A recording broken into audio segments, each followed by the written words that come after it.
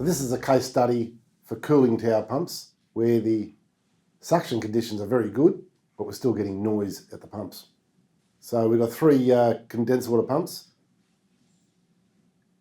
elevated cooling tower. At first glance, there should be no problem with any cavitation. There they are there. 200mm pipework coming to and from the pump. The cooling tower's on the floor above. That's where we're taking our measurements. So you can see on the discharge side, there's a gauge plus a testo probe, and it's between the pump and the valve. Yeah. And closer up, you can also see on the suction side. So there's the general layout. All right, you've got the cooling towers, the pumps, and you've got 13 metres from the centre line of the pumps to the cooling towers. 200mm, 200mm. Yeah. So it looks good. Unlikely to be a cavitation problem. I would have thought so. Yeah. So the pump model is a 150-32. You've got a 200mm inlet, a 150mm outlet. The pipe work steps up, as we said, to 200mm. Yeah. The flow rate is meant to be 98.5 litres a second. We're not sure of the velocity, but we don't see the velocity being a problem here. That's the pump going now. That's our noise.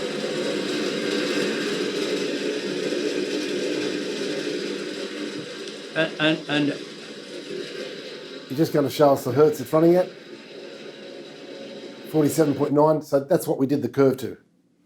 that's cycles, is it? Correct. Yeah, okay.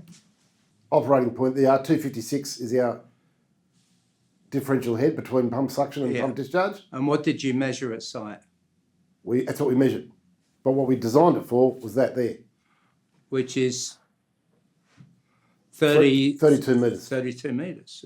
So you can see the red horizontal line is what we're actually getting. If you take your red horizontal line, you're on over discharge cavitation. I mean, it looks to me straightforward. How do we fix it?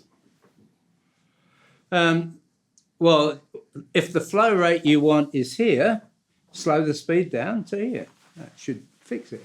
In this case, changing the speed to give you the flow rate that you require, okay? What was it? We wanted 98.6, so we're somewhere around there.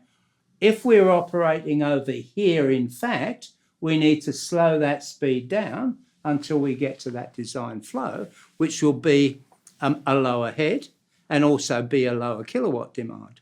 So you may have been able to get away with an entirely different pump running at a faster speed with lower kilowatts at the original design selection time because you calculated the system resistance more accurately. Okay. If that didn't do it, then you need to look deeper. But looking at that curve, the differential pressure that you've measured on site is giving you a flow higher than design. So what you need to do is to bring that flow back down to the design flow rate. In doing that, you will reduce the head as well, and you should get to an operating point where all that noise disappears. How can we stop people getting to this point of over discharge? Why are we getting this calculation for such a high system head when in actual fact it's a lot less?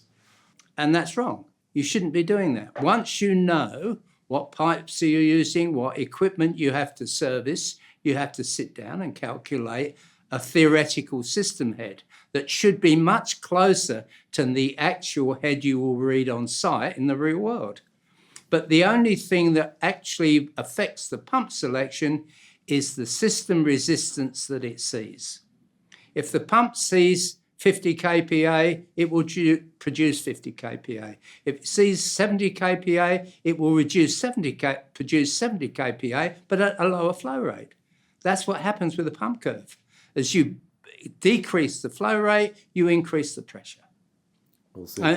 Conversely, if you decrease the pressure on the pump, you will increase the flow rate to a point where maybe it's on over discharge and the pump is actually collapsing at the end of the curve. And that's most likely what's happening here. And Keith, do you think there's too much reliance on the VFDs these days? Well, I think people are using the VFD as a catch-all. The purpose of the VFD is really to cater for variation in demand. not for arithmetical errors in your system calculation. That's the wrong use of a VFD.